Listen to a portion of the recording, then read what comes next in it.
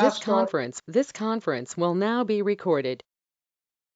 Great. Let's hope it works. Hi, I'm Herb Geller. This is the AnCan Advanced and Cancer Group, and I'm moderating tonight.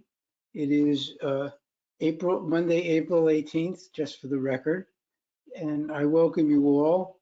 So we're going to start with a new person, Mark White. And Peter, are you going to conduct the interview so it moves a little faster? No, I'll just introduce Mark and give you some of the stats to make it quick, okay? All right. Okay. Mark lives here on Maui. We know each other for many years. I just met with him a couple of hours ago, so this is hot off the press. Mark was very recently diagnosed at a PSA of 18. Biopsy showed a Gleason 9. His bone scan picked up some lymph node and bone mets. Also showed a suspicious mass in his right lung. No definitive diagnosis of what it was.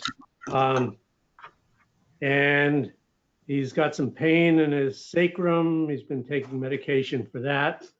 And there are no genitourinary medical oncologists in Hawaii at all, not only Maui, but even on Oahu.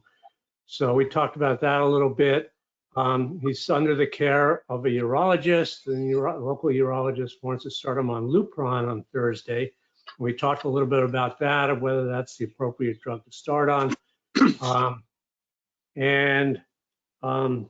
And what's the best care he can get? There's no PSMA scans available in Hawaii.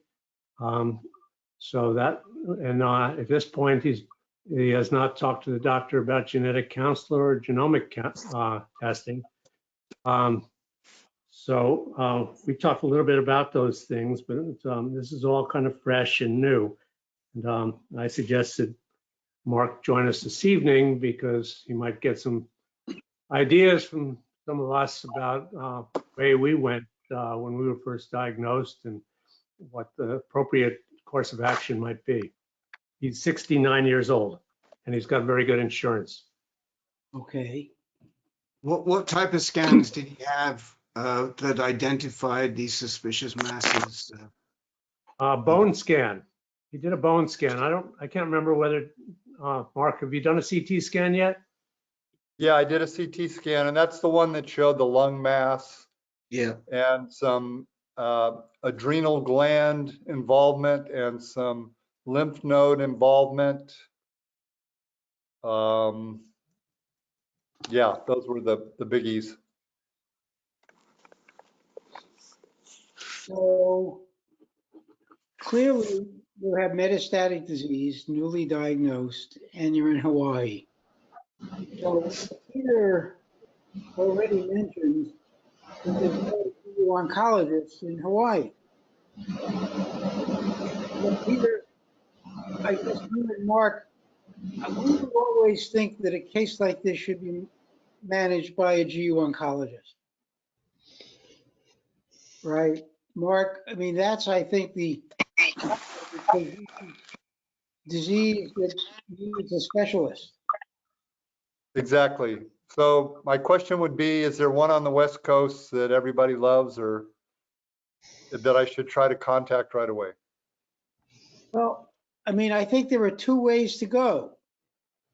One would be to find somebody on the West Coast, or the other would be to find somebody that's willing to be your quarterback at a distance. Right? Right. I mean, that's, to me, the other potential option that you have. That's great. Where you would see them, and then they would, then if they'll work with your local oncologist, then obviously when it comes to things like scans, you might have to go to the mainland. Right, right. So in terms of Lupron, I think nobody would argue that that's the initial thing you should get, at least after you get a blocker in place. Well, I would.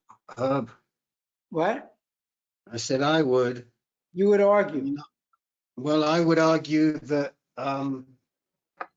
that before you do Lupron, you need to get some scans done, Uh-huh. because you don't want to drive your PSA down before we have a really good understanding of where your disease is. And your doctor who is recommending Lupron to you, Mark, isn't thinking that far ahead, or probably doesn't understand prostate cancer that well. So I would be, if it were me, I'd be getting on my horse and galloping towards a GU medical oncologist as quick as I could, and try to arrange some scans, and then see if your local oncologist is willing to work with them. That's something that you probably need to do right away, just so that you know you have the local oncologist in your hip pocket. And then we can start to talk to you about who the docs are. We can probably give you several names on the West Coast. And frankly, that's the easiest for you, because then you don't have to change flights. You can get in there. Whoever you work with is going to have to work with a local oncologist. So we need to think about your transportation. We can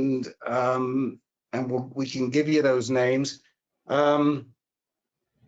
We can give you names beyond the West Coast, but it's going to finish up with 2 flights rather than 1 for you. So I would say, let's think about the West Coast. Rick, wouldn't there be a direct flight to Houston? I don't know, but why add 4 hours, 3 hours, or 4 hours to the journey when we've got some really good choices on the West Coast? And we have some very good choices on the West Coast.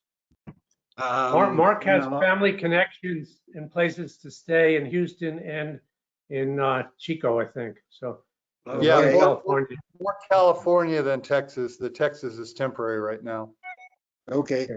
Well, I'll throw in my names. I mean, I knew what Herb was thinking of right away, but I think that I would probably start with UCSD in San Diego and suggest Rana Mackay, R-A-N-A, Rana Mackay, M-C, capital K-A-Y.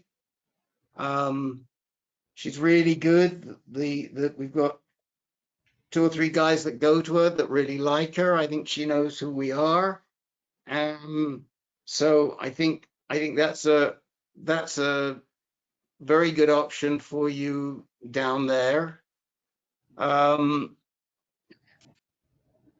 We got a guy who sees David Agus at USC, and he does have the credentials. He goes about things a little unusually. The other person who I'm sure Peter already mentioned to you is his doc, Mark Schultz.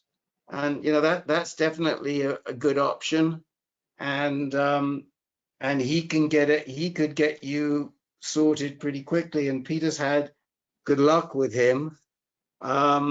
So I definitely would include Mark Schultz on the list. Don't really, I mean, there are several docs at medical oncologists at UCLA. There's one guy, I can see his face, but I can't think of his name. It's Mark something or the other. I've seen him present at PCRI. He has a beard. Maybe one of the other guys can think. I can look it up. And at UCSF, Rahul Agarwal, Hegarwal, is an option. Sorry, would you spell that again? Aggarwal. Or Halaborno. She's a younger doc. She's really good. Hala is her first name. Last name is Borno, Borno. Or a doc that I really like. He's been there a long time. He does more than just prostate cancer, but he's a very good GU med onc, is Terry Friedlander. Friedlander.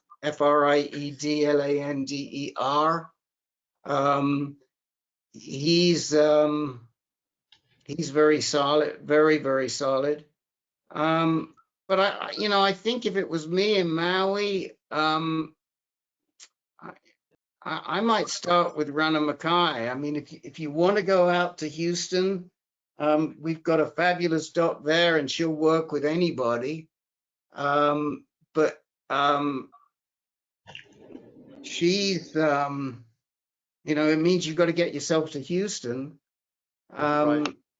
And as good as she is, I think there are other docs that can do the same thing for you. Time is of the essence here. So if you can tell us who you want to see, we maybe can grease the skids for you a little bit. I mean, Peter certainly can with Mark Schultz. We've got somebody who can help you out with Rana Mackay. We can certainly help you out with Terry Friedlander and with Rahul. Halaborno, I don't know so well, but somebody in this group is seeing her right now. I forget who it was that was referred to her. Oh, I think I do know. But we can certainly sort you out. But I just want to say again that I think, and I throw this open to everybody, to the other guys in the group and the participants. I think I'd really want to get my scans under my belt before I started on any sort of treatment. Len, what would you say on that? Yeah, what were he's already had just the bone scans? Technetium CT. 9 and a CT scan. And a pelvic MRI. So you're talking about a PSMA PET, Rick? Or an Axiom. I mean, his PSA is 18 or 19, but we need to have a better understanding. They're seeing masses and they're not sure what they are. Yeah. Yeah. They also wanted to biopsy the lung, so they're trying to set that up. Yeah, but you see, again, I don't know that we need to biopsy the lungs if we do a PSMA or an Axiom scan, because Gotcha. then they're going to turn up, then they're going to light up, and the likelihood is that they're prostate cancer. So why put you through a biopsy if we can do it with a scan? And that's the question to ask the doc. Hey, doc, why? Are you with Kaiser or are you outside of Kaiser? I'm outside of Kaiser.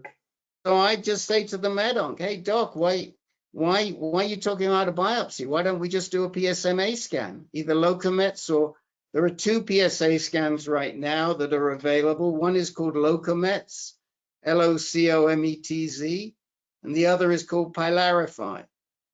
And say, why don't we just do a Locomets or a Pylarify scan? Because if my lungs light up, we know what I got. And then I don't have to endure a lung biopsy. So my question is, what's the best option for one-stop shopping? You're flying all the way from Maui. You want to not only see the GU med-onc, but you also want to get a PSMA scan. You also want to get genomic and genetic testing. So where would you go if it was you in this situation where you can probably get all 3 done at once? I think I go to UCSD or to UCSF. The thing is that if you go to Schultz, he's got to refer you out to everybody. Right. Can we mute Larry Fish, please?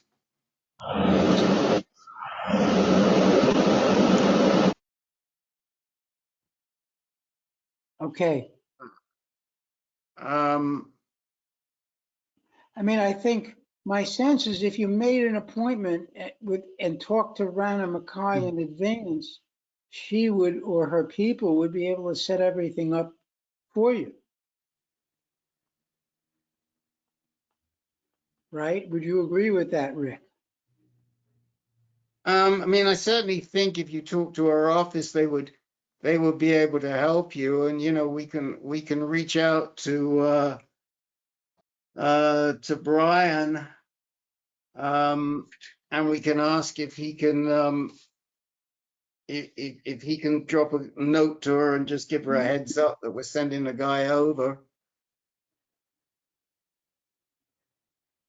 I think Mark, once you decide where you want to go, I think the answer is to talk to their office and say, look, I need a complete workup here. You're muted. I'm good. I'm on. I'm hot, I think. Okay. Yeah. Okay. I obviously I need the other information as well. Got it. But I think the first thing is pick one of these people, contact their office and say, look, I need a complete workup, including PSMA scan, a genetic testing, and maybe even more careful pathology. Okay. Got it. All right. I will make a choice. I've gotten tons of information here, a lot to digest. And I guess my only question is, my appointment is Thursday, where they're going to put me on the Lupron. Lupron, the androgen deprivation therapy, and then and set me up on this biopsy. But I was going to at least hear what the urologist said and recommended, and I can ask him a bunch of questions. But meanwhile, I'll go ahead and contact one of these people at either University of San Diego or USC. Well, no, UCSF. Sorry, USF. UCSF, San Francisco. Got it.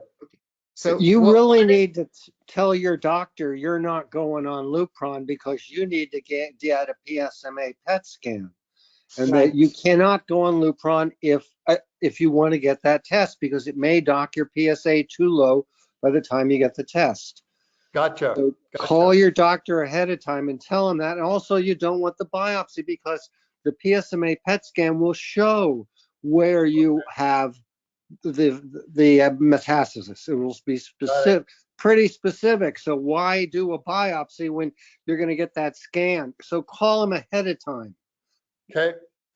Got it. So a couple of other things for navigation, Mark. Why don't you coordinate through Peter, because you're close, and Peter can reach out to Schultz. Peter can reach out to Brian to help us with Rana Mackay, and Peter can also knows the people well at UCSF as well. So Peter should really be your first stop, and if you decide you want to see Schultz, or you want to see Schultz as well, so you can make a comparison, then Peter can take care of that. So I mean, Peter, is that okay by you? Sure. I just have one other question. What do you? I mean, this is a urologist, a local urologist here. And if it was you, would you start Lupron or would you start a degarelix shot or bicalutamide first right off? Your PSA is 18. Oh my God! Of course. I mean, he can't give you Lupron until he's given you bicalutamide in your situation. If he hasn't figured that one out, I wouldn't even walk through his office door. But thank you for pointing that out, Peter. No, I said that initially, that you got to get an inhibitor in place. But the real issue is, let's not go there until you know where the lesions are. You do not, if you are successful immediately in knocking down your PSA, you won't get enough information to move forward. Got it. And also, before you get any type of hormone deprivation shot, make sure you get your testosterone tested. You need to know your baseline, your testosterone baseline. It'll be important in the future, and a lot of docs just they don't get that. Right. Okay. I wanted to, Mark, this is John. I wanted to also ask you how this is a brand new diagnosis. You were probably healthy before. So how how are your nerves and your fear level, and how's your sleep? You got, like me, you found out you were metastatic right from the very beginning, so you don't even get to hide in the denial that maybe you're, it's just going to go away. So I was wondering how you're feeling. Well, it's obviously, a shock and very hard, and my family's here and they're supporting me and doing everything I can, and they've already said, get out of Maui. And I'm not sleeping well because I have that pain in my pelvis, my sacrum. So that's starting to mess me up. So it's a challenge, but it is what it is. And Peter is very inspiring. I'm not sure I've got the stamina and fortitude he does. He's amazing. But I want to give it a go. So. Well, Mark, we're definitely here for you and would like to hear more in the future. But, let us know once you, come back next week, or let us know where you're going to go. And so we can sort of So, keep on coordinating. yeah, there's And one fix your important sleep. thing that nobody said, and I think it's really, really important for you to hear it, Mark. And maybe you've realized this by spending time with Peter. This is a weird disease, but for most men, I would say more than 95% of men, it's a very manageable disease, even when it's metastatic. There are a few exceptions, people that have really unusual mutations, and we just cannot find the right treatment for them. But if you start thinking about this disease from the beginning as a chronic disease that you've got to manage, as opposed to a disease that may kill you, I think that it will just give you a different perspective, and it's hard to do that. And there are men on this call who have done it well. There are men on this call who haven't done it so well. There are men on this call who intellectually recognize that, but emotionally don't recognize it. But we want to set you out right, because we have so many options to treat this disease right now. And a doctor cannot tell you how long you have. This is a discussion I was having even with somebody earlier on today. The doctor can't tell you. They don't know. And every man's different. And I think if we went around and asked every guy in this room, they'd all say the same thing to you. Be positive. There's a lot of things we can do. Right. Okay. Thank you. That's very Yes. encouraging. I appreciate Well it. And I said. need it. Well, okay, so let's. And don't pay any attention to prognosis at this early stage. We sort Okay. of really need to move on to our next new person, because we have a whole bunch of guys that want time tonight too. So Stan, can you introduce yourself to, or Stu, I'm sorry, could you introduce yourself to us?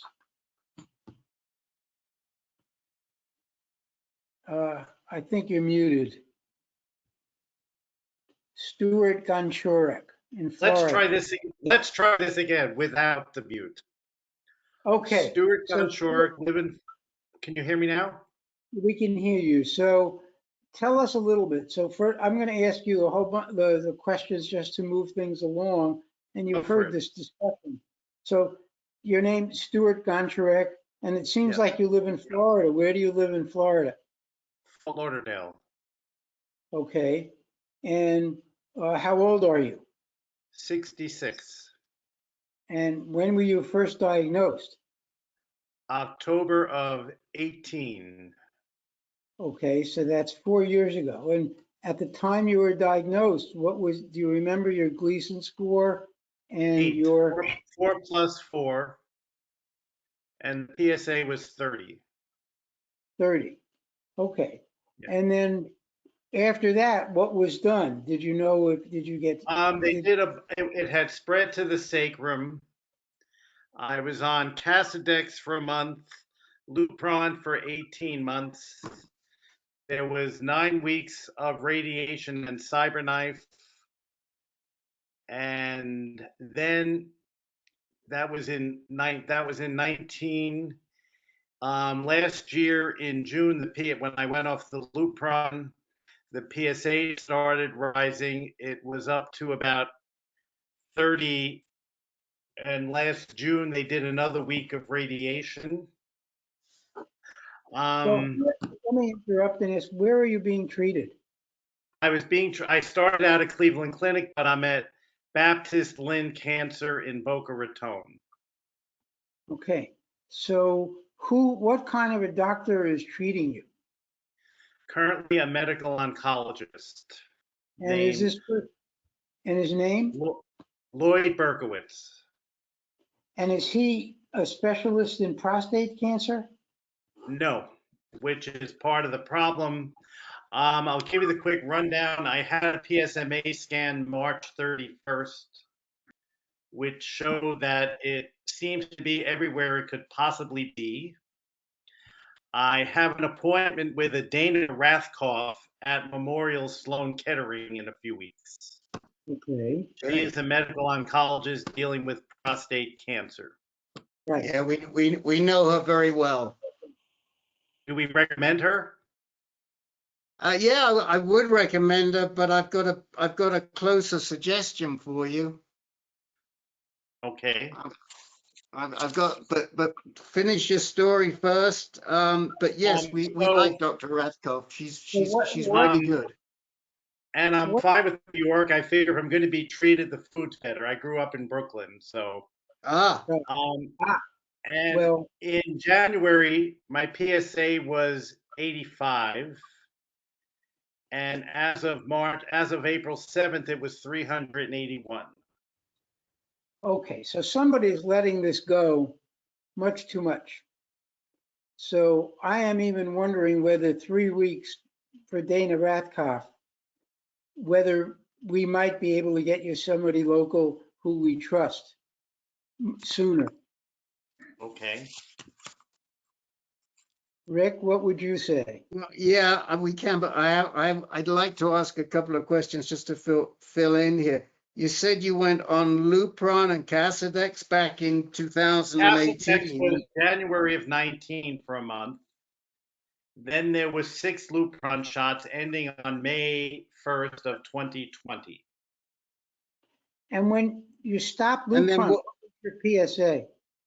I'm sorry, but I don't have the PSA from May of 20 was very low. And then about March or April of 21, it started rising. It was like 8, and then it went to 15.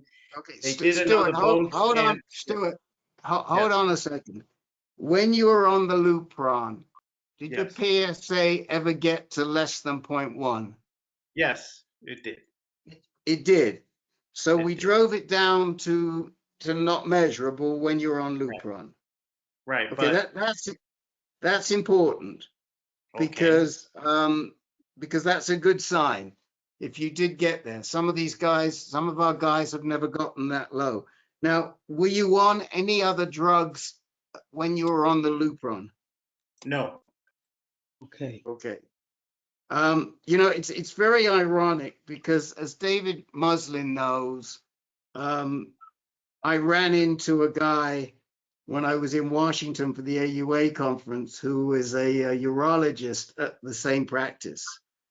And I asked him, do you have any good GU medoncs? Oh, yeah, we have good GU medoncs. And he mentioned Berkowitz as one of the guys.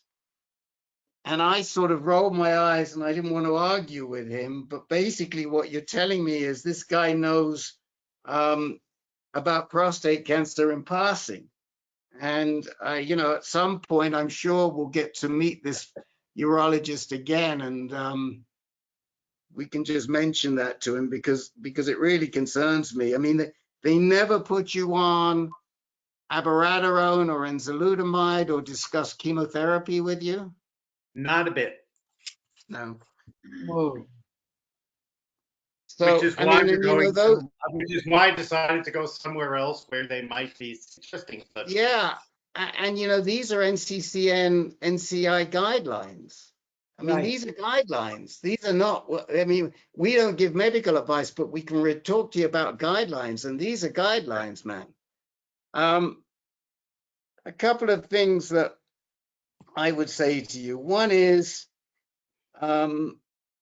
hopefully you're open to chemotherapy, because in a situation like yours, that's probably going to be the most effective. Again, not based, I'm not giving you medical advice. I'm telling you what. Now, can I ask a question? Is it chemotherapy instead of hormones, or it's hormones and chemotherapy? Both. Both. So, Okay. so And in you know, fact, you you, need both, and also, as we've sort of intimated, you really need to get your cancer sequence so we know the best type of hormone therapy of chemotherapy for you. And how do we do that? Well, the guy I'm going to tell you about right now is at Sylvester, University of Miami. You can't see him in Deerfield Beach, I'm afraid. So, but he does do telemed, but probably the first time you're going to have to bite the bullet and drive into Miami. Okay. His name is Mario, Marijo. Right. And his last name is Bilusic, Bilusic.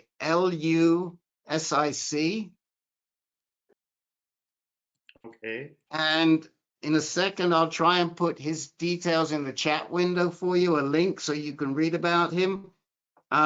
He was at the NIH for many years. He's Croatian. He's been here a long time. He did a fellowship at the NIH. So Herb may have run into him in the corridor. We're not sure. We actually met with him about a week ago. And the reason I asked for the meeting was because I wanted to see if I felt that he knew his stuff. I think he does. He's a younger guy. I think he could be a little standoffish. You know, he's a bit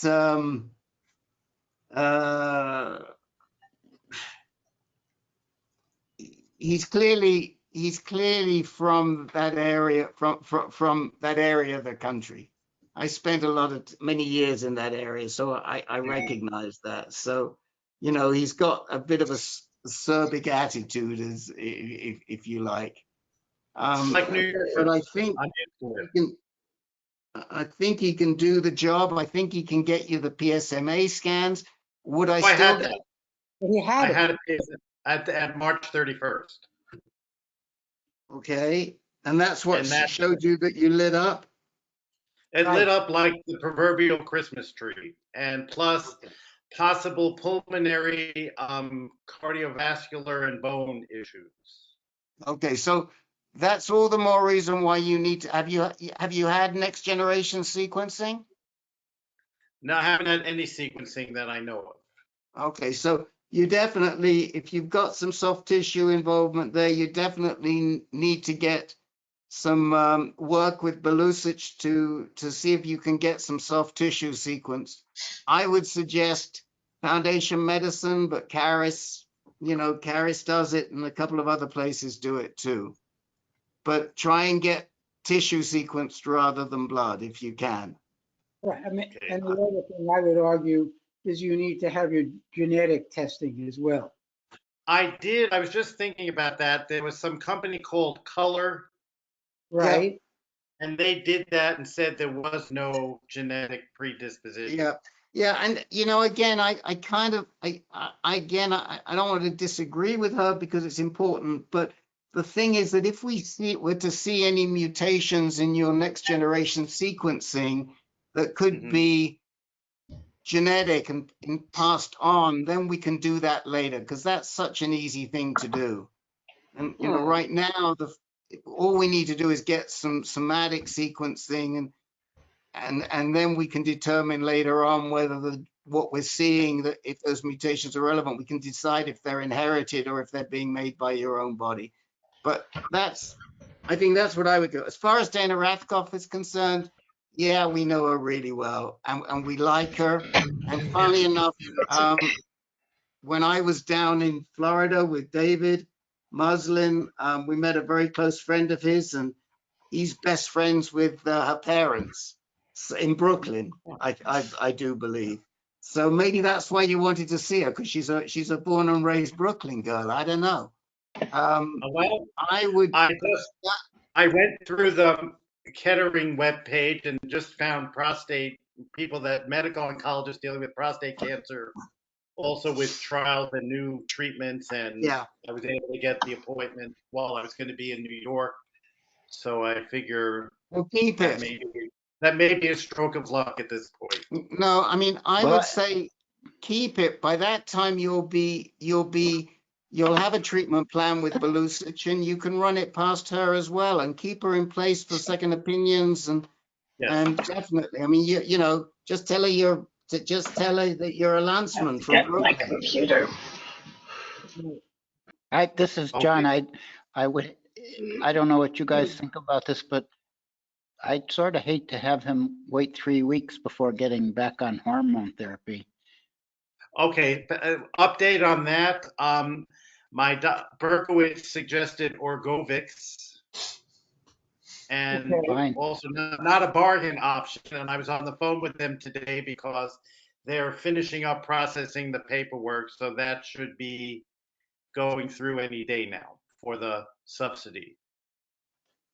Right, but to be honest, I even think you could go further and use one of the second generation Two anti-androgens. drugs. Herb, we don't want to let's not give medical advice here. Okay? I mean, I think we've got to let Belusic, I'll drop Belusic a line afterwards and tell him to look out for your call, and see if you can't get with Belusic this week, and let's defer to him, because if he feels you want to be starting on chemotherapy, he might not want you on a second line androgen at the same time, or he may. The clinical research around second line anti-androgens at the same time as chemo, I'm not familiar enough with. Herb or Len, are you familiar with that research? Well, the research, as we heard in the Arison's trial, is that combining the three seems to have a very favorable outcome. However, Arison's was for newly diagnosed patients, which this is not. So I think we would leave it up to Belusic to decide what the appropriate choices are. And Belusic, I would discuss the sequencing with him as well. Yes. Okay. And let me put Belusic's email in your his profile, and it'll have the contact details in there. And I'll drop him a line behind the scenes later on today. Okay. Tonight. And I thank you. Excuse me, gentlemen. Jim, did you have a comment? Yes. Let's see. As far as the color testing, anyway, I got tested with them showing I did not have anything, and within the 2019 testing, it was shown anyway I had a defective ATM gene. So I don't know how accurate the color folks are. So well, Jim, it's an experience. How did you find you had a defective ATM gene? Okay, ATM gene was done through the blood plus the tissue sample. Right. So here's the situation that you had, okay? And this is the difference. And guys, mark down June the 29th in your calendars. We're going to have a full webinar on this. Germline mutations are inherited. They're passed from your parents to you. are passed, either one or both, whatever it is. All right. Now, somatic mutations are made by you, as opposed to passed on to you. You didn't have any inherited mutations. ATM was not a mutation that was passed on to you by your parents. But when you analyzed your own body and the tumor cells in it, they found ATM because ATM was a mutation that you made. This is what I was saying before. If you find a mutation that could also possibly be an inherited mutation, then you need to verify with a inherited test, a germline test, to see where it came from. If it was made by you or if it was passed on to you. But I would argue, Rick, that the extra cost of doing a germline test is not significant, but it could provide information. It's not going to provide any more information than the somatic. And people have a lot on their minds right now, and they want to get things done. So why don't we just, rather than adding on another layer, why don't we just say, let's do the somatic. If something comes up that makes you suspicious, we'll do the germline down the road. Because if the germline is there, it's going to show up in the somatic, right? That's true. Anyhow, I think so. Do you have any other, Stu, do you have any other questions for us? No, except Rick, what is your last name? So when I call Bilicic, they'll know who. Davis. Sorry? And just tell him Rick Davis from AnCan. We only met with him last week, so hopefully he still got it in his mind. I will call first thing in the morning. Right. Okay, and here's his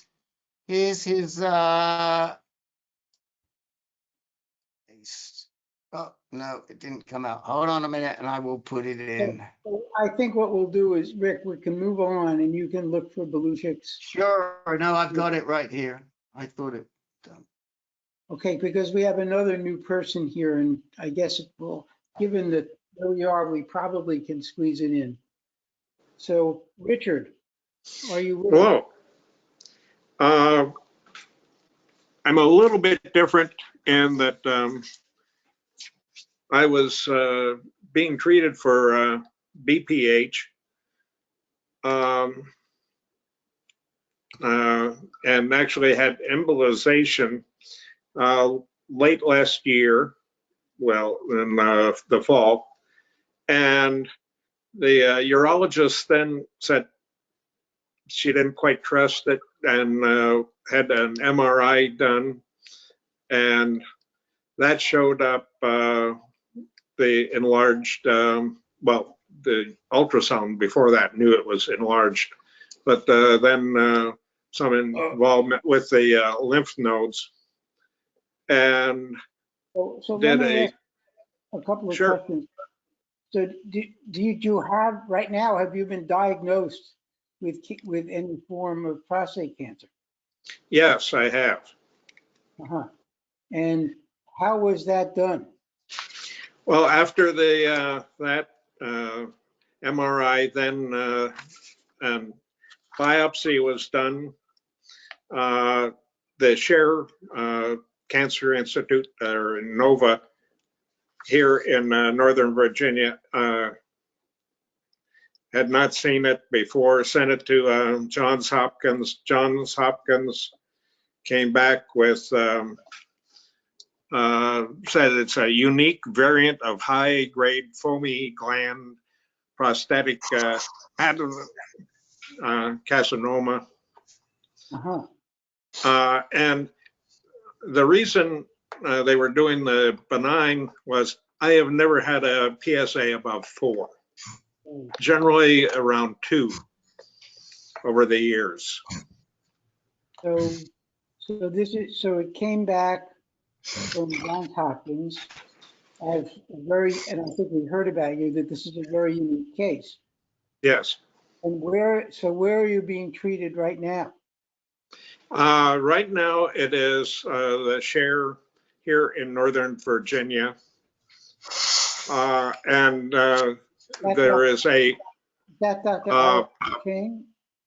and then there is a medical oncologist, Mark Markowski, up at Johns Hopkins. So those two are combining. And then Mark Markowski has actually got Epstein involved in it up there. And I was put on the hormone with glucosamide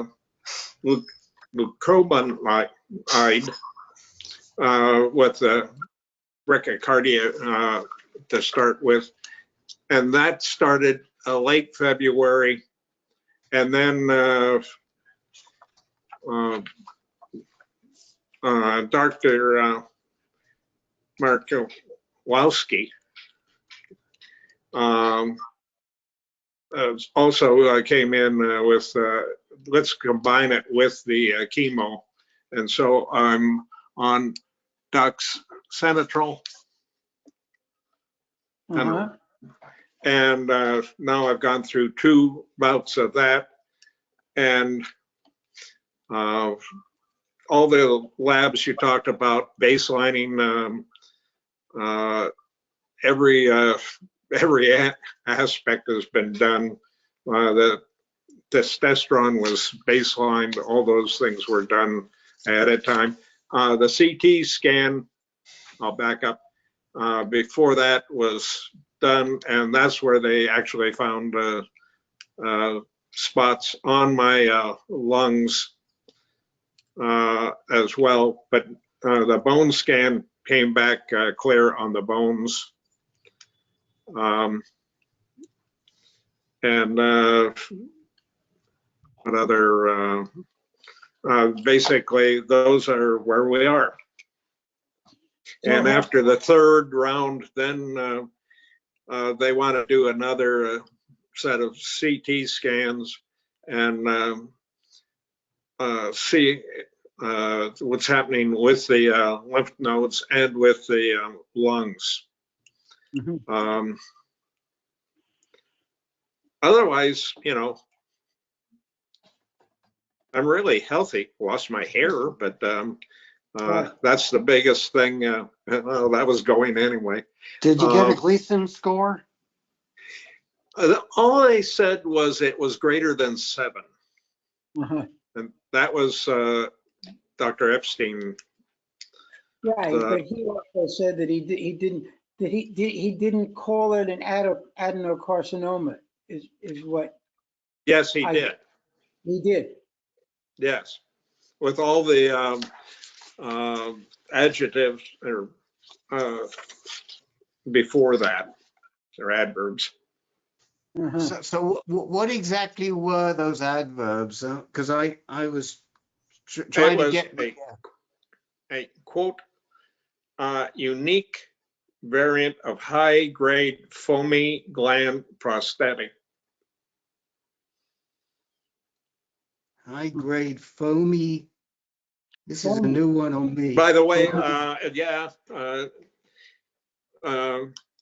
and they came up with, there are 21 patients they have knew about at Johns Hopkins.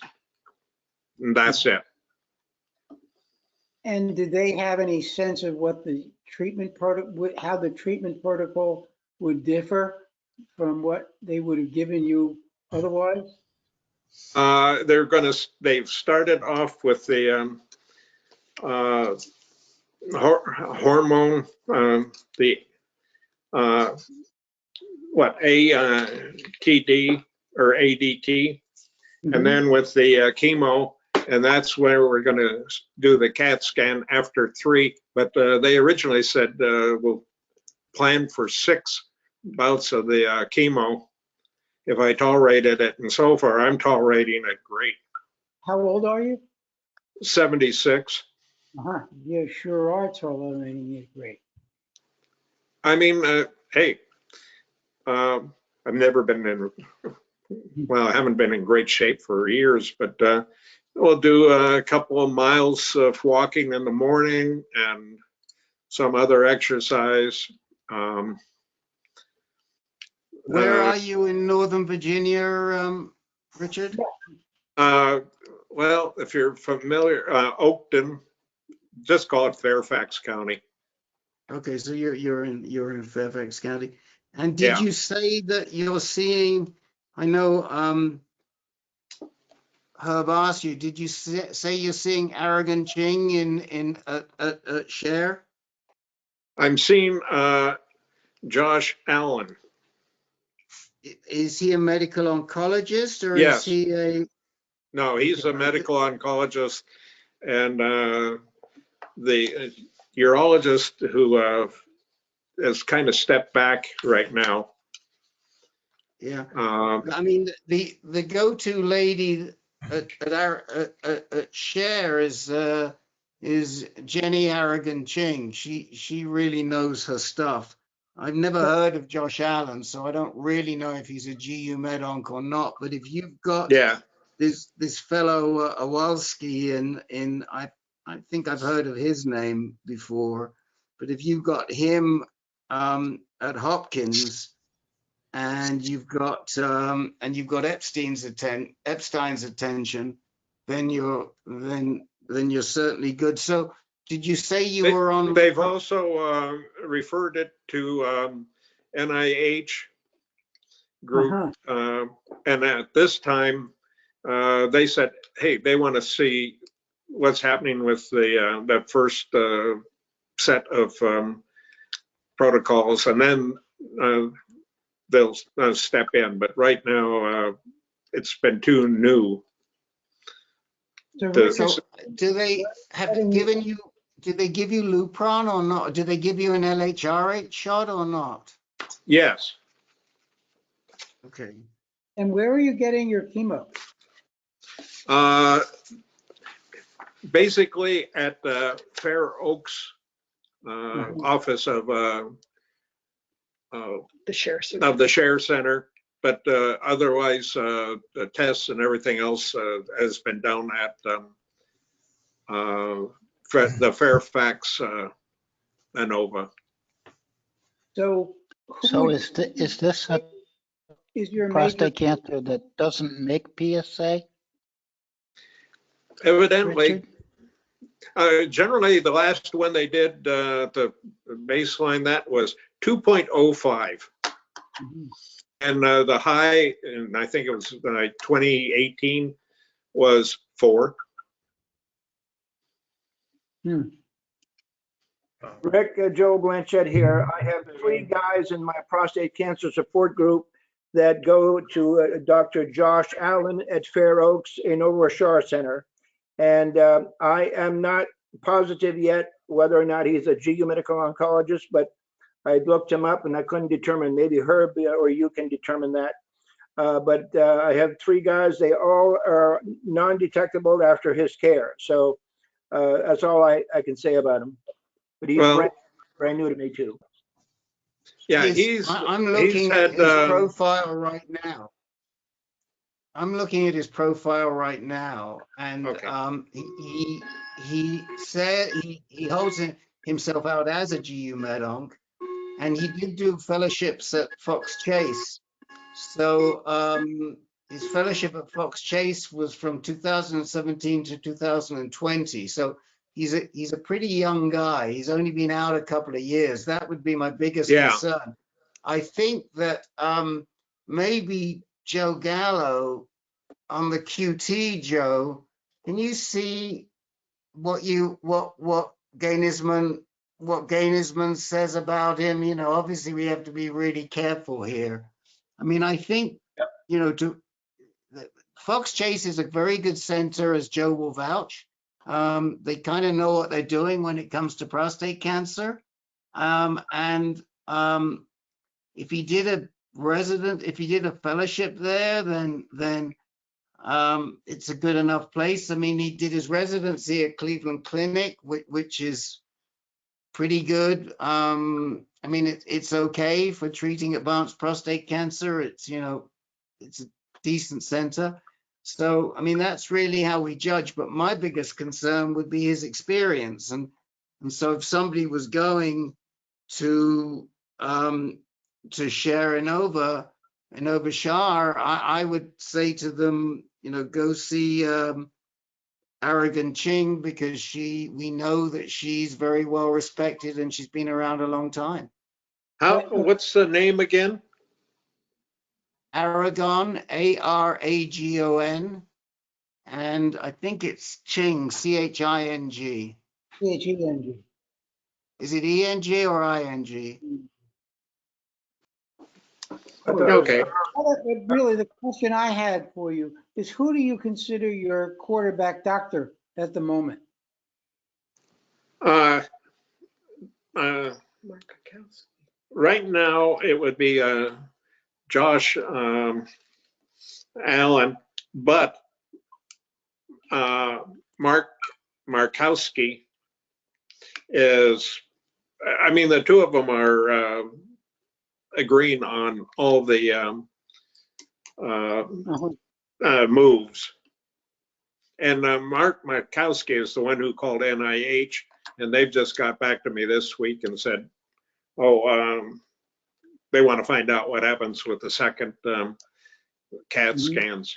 And the genetic testing, that's up at Tempest, and I'm supposed to get some answers to that coming back from the lab this week. Mm-hmm. I know they were doing the testing last week. So do you have any questions for us at the moment? No, it is interesting to see what a lot of the options are. Hey, I have no qualms about asking Josh Allen about Aragon Ching, just see what, hey, have you tried it past her? See what the answers are. Right. So I've just put her link in the chat window for you. And yeah, I mean, it doesn't hurt. It can be tricky switching, but you might want to say to him, you know, Dr. Allen, I really would feel more comfortable with the most experienced GU med-onc in the group. Would you mind if I switch and have her follow you?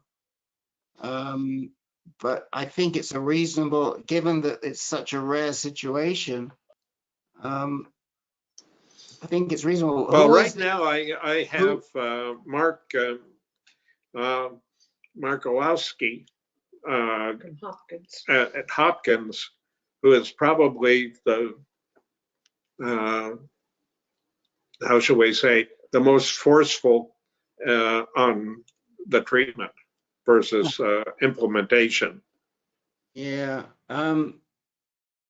Who is the doctor? Who's the doctor that got back to you from NIH? Right now, he was talking to someone who is more of a bladder, but they took it to their board up there last week.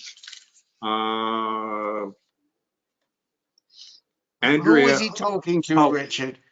He was talking to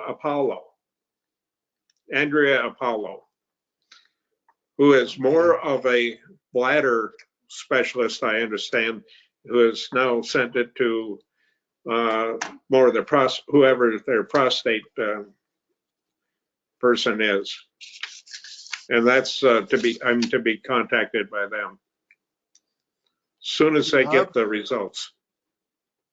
Well, certainly it's something I have an in with if you need it. Is there somewhat there that is the best person. Right now, they said they don't have any trials on this kind of. Right, and I think, It's so rare that it's not to the top of their list. right, and I think it just means that you've got to put some heads together to figure out what, based on what's known, what is going to be a good treatment plan for you. And I think that's why they're looking for more input. So, and Yeah. anybody else have any questions for Richard? I mean, I will say one thing to you, which is that once you get this Tempus analysis back, that might help you a great deal.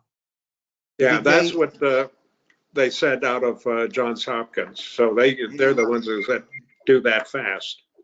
Yeah, I mean, I think that the Tempus analysis is going to give us an idea what the mutations are that are driving this. And that might be a real handle on the best way to treat it. But as Herb said, anybody else got any questions that they'd like to put to Richard about this very unusual prostate cancer? Okay. So look, Richard, we'd like to hear from you, please come back. Let us know how you're doing. And I mean, we're very interested in seeing how things go. Right now, I joke about it. I'm the healthiest sick person around. I have, some hot flashes, and Okay, the usual problems with an enlarged prostate. With your lab tests are good. every one of the lab tests they ran, I'm within the quote reference range when they have it. So once you mention hot flashes, I'll ask Jeff Markey to speak up. Well, the question is, if you're getting this hot flashes from ADT, then you can get a hold of Ember Labs, EMBR Labs, labs.com. They make this device I'm showing you that's like a refrigerator on your arm. It's you can, when you start to get a hot flash, you just turn on the hot flash mode, and it really does. The quicker you do it, the quicker it stops it, but it stops your hot flashes. It won't get heavy. And there's another button you can use for all night mode, so that if you're getting them at night, which I used to soak my bed under me at night, and if you're getting them at night, it's got an all night mode. They're nowhere close to being that bad. I can just okay. You can live with them. So I'll take, I just take off a sweater. Okay. Maybe in the middle of summer I might agree, but and they've I think one of the nurse practitioners actually gave me that reference, and I just haven't right. had much of it. I had, sweat dripping down over my eyes. My chest would go solidly wet, and you don't have that. You don't need it. I'm done. Okay. Well, look, Richard, thanks for joining us, and we're very interested in having you back and listening and helping when we can. So yeah. So I will say we have several other people who are new tonight, and our group is very large tonight, and so we're not going to be able to get to you. And so please come back next Tuesday. We meet Tuesday at 6 p.m. EST in the same place. And I think that Alan Babcock is that. And Alan should not be in this. Is probably not best suited for this group. He's probably better suited for Peter's group. Okay, well that's okay with me. And then Nancy and Barton, I think you're new here, right? No, we've been coming for a while. I think we just missed a week. Okay, fine. No, this is Group?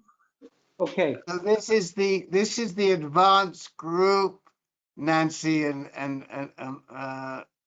Night. Night. Okay. Knight. Thank you. I just remembered Knight, Nancy and Knight. This is the advanced group, and you're very welcome to stay in it if you would like to. But again, Nancy and Knight are usually in Peter's group. Great. Thank you so much. okay. Well, look, we got to move, we will move on. Let's start. George Rodriguez, would you like to tell us what's going on? Yes, thank you. I just wanted to give you an update. I finished my 6 cycles of chemo about a month ago, and everything is looking good. I've been undetectable for about 8 months now. At the conclusion of of my cycles, and I've been doing ADTs throughout, I was actually asked if I wanted to start on Yansan, which is I guess is a used for castrate-resistant prostate cancer. And I just wanted to ask, is that something that's common to be taken? That even though I've been pretty much undetectable for 8 months. So Yansa is another form of abiraterone acetate. Yes. And it's not. I think that there are a couple of other ones. I don't think that's the generic. The generic has even another name, which just escapes me right now. But basically, they're asking you, do you want to consider going on abiraterone? And I think you've heard us talk about abiraterone quite a bit on here, right, George? Mm-hmm. Yes. So just substitute abiraterone for Yansa. Okay. So one of the concerns I have is that once I've started, my blood sugar has skyrocketed, and it's above 300, which is really it has never been, and it's definitely being caused by either the Yansan or the methylprednisolone that comes with it. So I'm taking those together. Prednisone with it. Yeah. So I guess I'm trying to grapple with the decision of staying on that because it's impacting my blood sugar, which now really seems like I'm going to have to go on insulin. So George, who's your doc? Who's your GU-onc? Actually, Dr. AnCan. And does she know about this blood sugar issue? I sent her an email. I haven't got a response to that. Actually, I've been tracking my blood recently, and I noticed a spike, and so I've been kind of monitoring it. So I'm waiting to get a response back from her and see how we want to approach this. Len, do you have any comments? I was just thinking maybe we should reconsider the recommendation of Aragon Ching. If this poor chap has a blood sugar of 300 and she hasn't mentioned it to him, most oncologists, George, would take you off of Yansa, abiraterone, and put you on another second-line anti-androgen, because that particular one is especially notorious for metabolic syndrome, which means high blood sugar, high blood pressure, and other lipid abnormalities. So talk to her or someone else about changing medications. Okay, that's good to know. I'll definitely I'll follow up on the email. Make sure that she's aware of the significance. You said you were taking insulin? No, it's so I talked to my primary care provider because it just so happens that I had an appointment with her, and I mentioned the fact that my blood sugar has skyrocketed, and she was asking what has changed, and I just basically said that I just started a new hormone treatment, And so it's obvious to me that's probably what's causing it. And just based on what I just heard, it seems to be the case. So I'll definitely talk to Dr. Ching and look at trying to get on something else. Okay. Any other questions for George or comments for George? Yeah, I mean, has anybody else in this group had an adverse reaction to abiraterone that's caused their insulin to shoot through the roof? You mean blood sugar, right? Sorry, their blood sugar, their glucose to shoot through the roof. Hey, Rick, this is Julian. Yes, my blood sugar went to 146, and Dr. E took me off of the Zytiga and now put me on Nubeqa and Orgovyx. Mm-hmm. Right. And my right. my primary care physician started giving me an insulin drug also. Huh. Metformin? Yes, exactly. Yeah. Yeah, I'm already on metformin, so I'm maxed out on that. Okay. Yeah, I mean, I think that's exactly what Len just said, is that they'll drop you off of the abiraterone and the steroid, and they'll move you on to a different type of second-line anti-androgen. And I think that, you know, you need to get Dr. Aragon Ching's attention. If you can get onto the darolutamide, which is what the Nubeqa, Nubeqa, Nubeqa, which is darolutamide, if you can convince her to give you that, that's what Dr. E substituted for Julian. And we got a bunch of guys who are on that, and they find it relatively easy. So that might be a discussion to have with her. That's great. Good information. Okay. We've All got right. a lot of slides tonight, so George, I'm gonna move on if that's okay.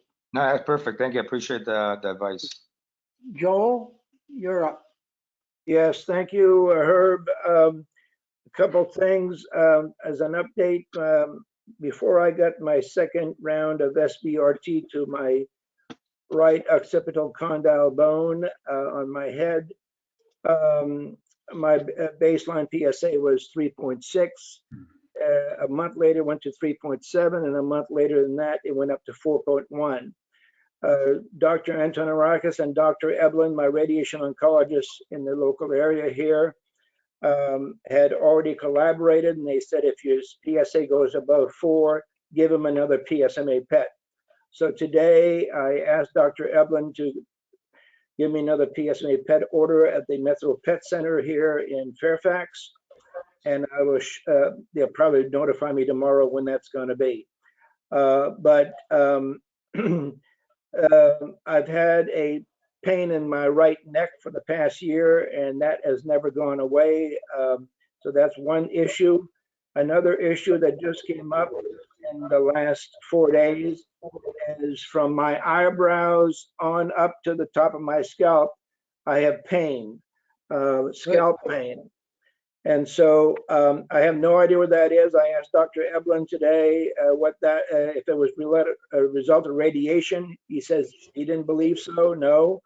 The only thing else that I've done recently, about 2.5 weeks ago, is I did get the second booster of COVID. So, so I just wanted to ask the guys in the room if anybody's had experience with scalp pain before. And because I've never had it, so I don't even know what causes scalp pain other than what I read on the internet, but it's a whole bunch of things, like a lot of other things, about 40, 50 conditions that can cause scalp pain. So I don't know if this is related to cancer, COVID, or something else. Interesting. I mean, obviously, there are a lot of potential sources of pain, right? And it's without more tests, I think it's going to be hard to pinpoint it. Does the pain respond to anything? Well, I've tried Tylenol, I've tried ibuprofen, and it doesn't seem to affect it much either way, either one. Huh. Interesting. So, and I can't even speculate because it's so rare.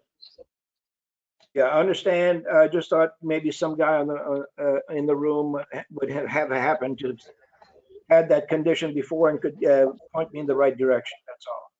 Well, I mean, it could be related to the radiation you're getting or the site of the lesion, right? I mean, is it anywhere close to that spot? No, it means I'm talking about my whole forehead and my whole head hurts. If I touch it, it hurts. And if I just do, sort of move my forehead around, it hurts also. So it hurts a little less when I get out of the shower in the morning, but that's about it. Otherwise, it's constant. Now, if I don't move, I don't hurt. But if I, do anything with my head, it does hurt. What about? I mean, when you talk about that, Joel, I'm thinking something maybe neurological. Okay. That there's a pinched nerve somewhere. That if you move, you're irritating that nerve. I mean, that's sort of what comes to mind for me.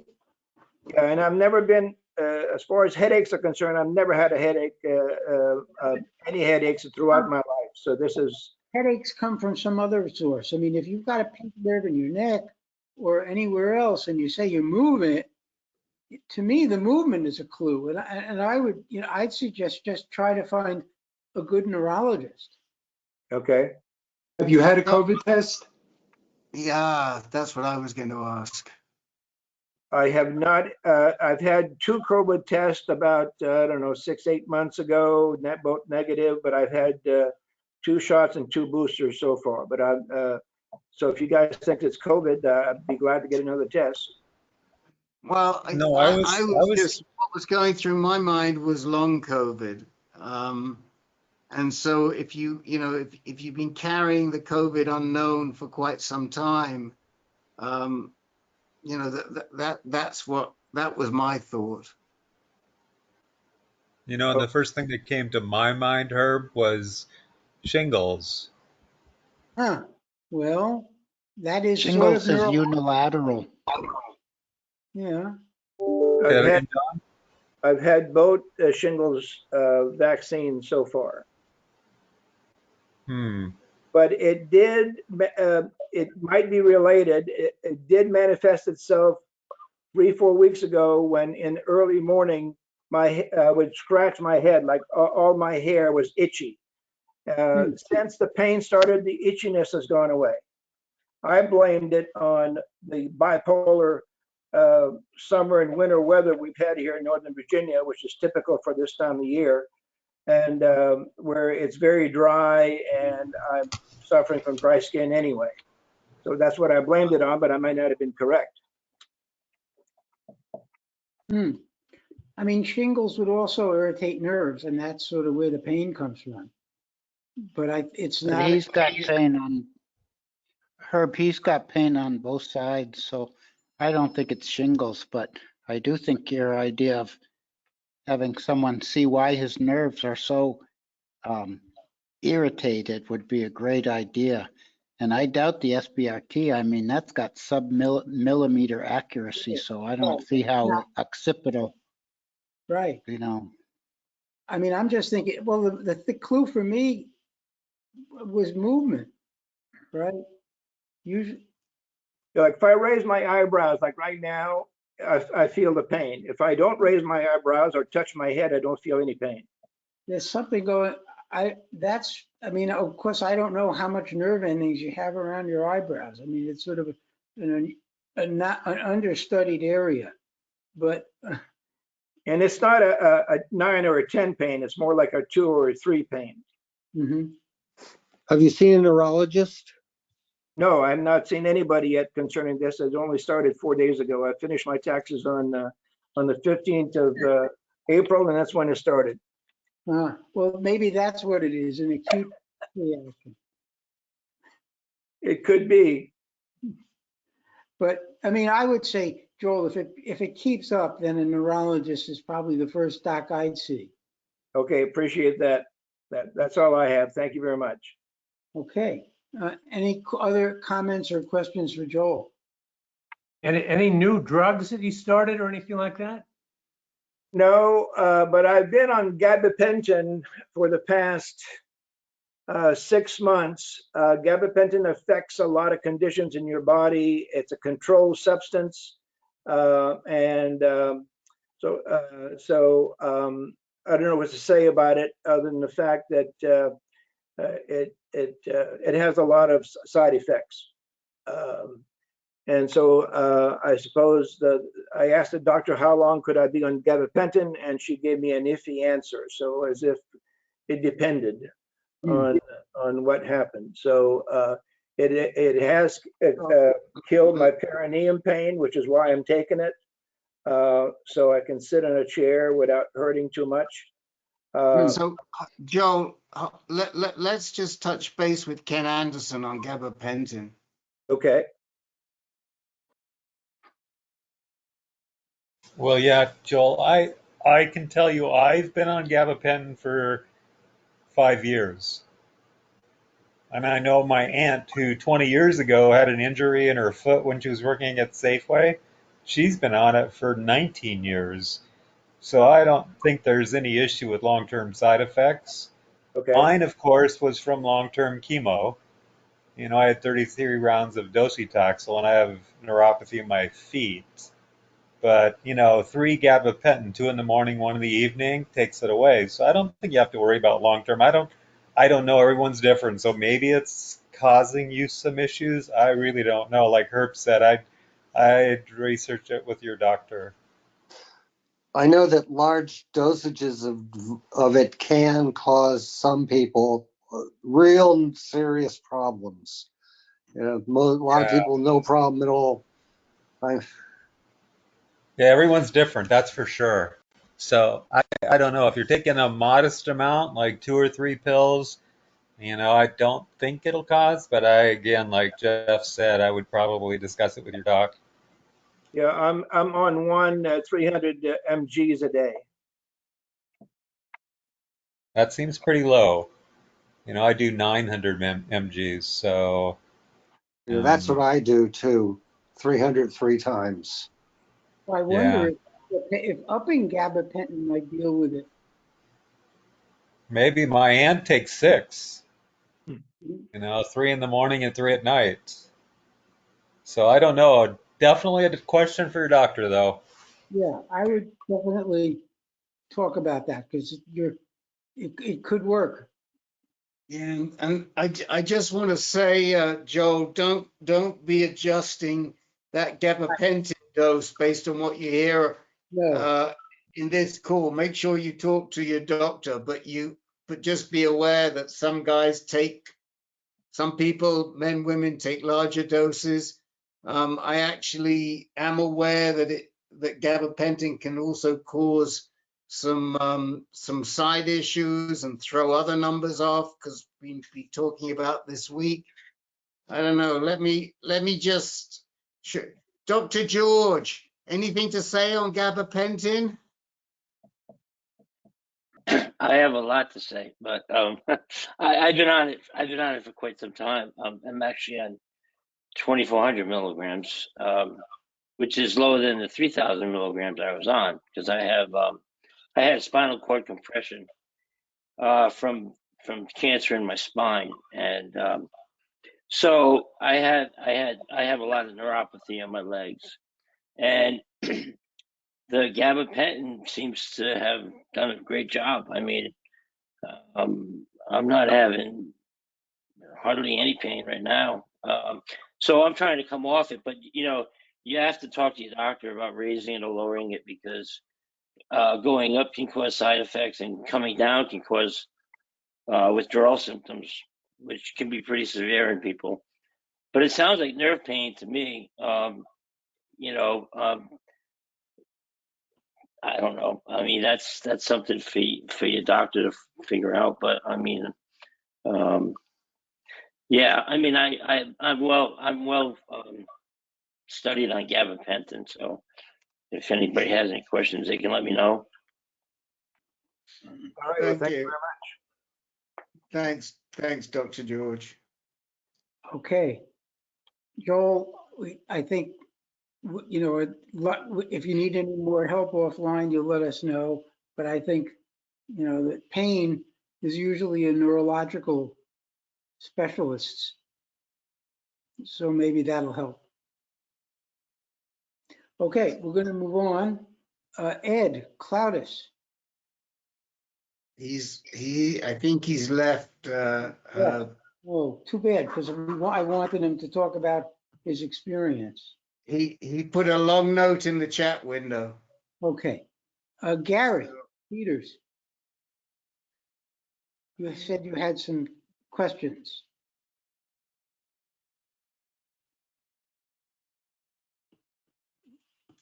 Gary? Yeah, you're there. These are questions that were raised in the meeting last week that I heard on the recording. So if we've got somebody else you need to get to, Herb, I'm happy to give my time to them. Okay, we are going to be pressed for time. So Gary, I don't want to cut you off though. You sure you can't? I can ask next week. All right, I don't want to leave you out. It's okay. So, George Rovder, did you say you had something for tonight? I do not, Herb, Okay. thank you. All right, okay. Then Henry, are you with us? I am. So fill us in on what's been going on. I had 40 sessions of radiation therapy at Dana-Farber, January 14 through March 16. I've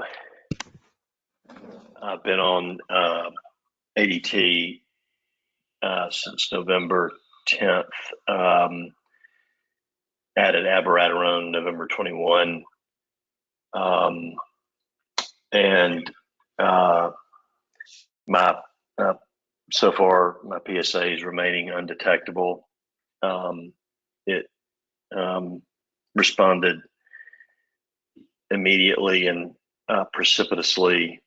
My PSA before my prostatectomy was 42. I was diagnosed with Gleason 9, 10 of 10 positive cores, seminal vesicle involvement, 8 of 27 positive nodes, et cetera, et cetera. The pathology is real challenging. And my PSA, as I said, responded precipitously and has remained undetectable. Most recently on April 6th, it's still below 0.01. And it's been that way. It was that way February 10th when I was tested up at Dana-Farber, and then most recently April 6th. And so that's the update. I had discussed in light of the piece 1 and Arison's studies. I had asked my guys at Dana-Farber about adding docetaxel or switching over to I forget now, the triplet therapy and Arison's. But the idea right now is not to do it. And so that's the update. Well, I mean, less than 0.001 is always pretty good news to most. Yep. So whatever you're on seems to be working. Right. So yep. So I don't know. Any comments from anybody else? Well, may it keep going. Yeah. Henry, I stepped away for a moment. Did I hear you say you were considering adding docetaxel? I just asked my docs about it, about whether triplet therapy for me would make sense. And it has been explained to me through resources like this one, and also from reading the papers, even though it was in my notes, there's no evidence of it yet in bone or viscera. Now, unfortunately, I didn't get a PSMA scan before I started ADT, and I had a persistent PSA after the prostatectomy of 4.08. So, yeah. Well, what I wanted to comment on was that chemotherapy is very effective against rapidly dividing cells. And since your PSA is undetectable, I don't imagine those attacks would do you any good. It would, do some harm to your other rapidly dividing cells, like your hair follicles and your buccal mucosa, mucosal cells, GI tract, things like that. But wouldn't do much for your cancer right now. Yeah, and I thank you, Len. That's exactly, you just illustrated the reason to keep coming back to these meetings. I'd stumbled on that information myself, but only because I'd heard about those kinds of concepts here. So I'm just going to stay with what I have, and live my life. Learned a new saying down in Costa Rica. I got back. I was back in Birmingham for 10 days after radiation, and we left for Costa Rica and learned a new saying, Pura Vida, P-U-R-A-V-I-D-A, 2 words, live your life, live your best life now. Especially in Costa Rica, you can do it there. Yeah. Absolutely. How are you feeling, Henry? Thank you for asking. I'm 54 years old, and thanks to feeling pretty good, honestly. The exercise, all the things that I learned here from this group have been really important, critical to my survivorship. And so, I'm having GI issues, of course. I'm a huge fan of Metamucil. I heartily recommend it to everybody. But life is good. Thank you for asking. That's great. So I have a question along those lines, Henry. How's Stacy doing? Is she a little more settled? She is. She's. I'm gonna show her to you right now. She's been great. Here. There she is right now reading a book. And okay. And my 11-year-old daughter. So hello. So everything's great. Thanks. Everything's wonderful. Thank you. Yeah, it's so good for us to see you and the whole family more settled than. It was so frightening when you did get diagnosed. It threw everybody for a loop, and we kind of know that, as we said early on in this, right at the beginning of the meeting, a lot of times this disease settles down, you settle down, and you get to deal with it in a better way. I'm not the psychiatrist on this call. We do have one, but we kind of know. We know that it gets easier not for everybody, but from 95%, we know it gets easier, and we want people to know that when they come in. One other quick question: who did you decide on as being your quarterback doctor? Yeah, so I have a couple. Dr. E and I, thanks to you, we met, and she ordered some genetic testing of one of my nodes. I've got to have a follow-up with her. We're trying to get that scheduled right now. But as it stands right now, Mark Pomerantz is the GU medical oncologist at Dana-Farber, and my radiation oncologist is Anthony D'Amico, also at Dana-Farber. Right. Okay. I just wondered who I had Pomerantz and I had Dr. E down. Yeah. And so I just wondered where you're going. But I think that between You know, the nice thing about Dr. E is that she'll work with anybody. Her ego rarely She's great. Yeah, She's great. she doesn't. I mean, we know situations where it's been a bit of a problem, but usually it's on the other side. And you know, she'll help wherever she can. She's only concerned with one thing, which is helping the patient. Totally.